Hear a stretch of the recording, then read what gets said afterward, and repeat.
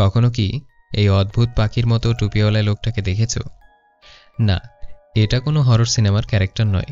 এটা হলো plague doctor, একটা এমন সময়ের চিকিৎসক যখন মৃত্যু বাতাসে ভেসে বেড়াত। মধ্যযুগের ইউরোপে ছড়িয়ে পড়েছিল এক ভয়ঙ্কর মহামারী, ব্ল্যাক ডেথ।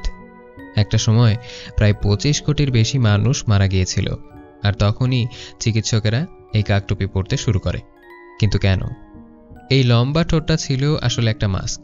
তাদের বিশ্বাস ছিল বাতাসে বিষ আছে, যাকে বলে মিয়াজমা থিওরি।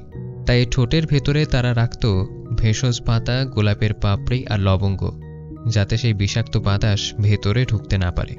তাদের পোশাক ছিল পুরোটাই চামড়ার তৈরি, যেন সংক্রমণ না ছড়ায়।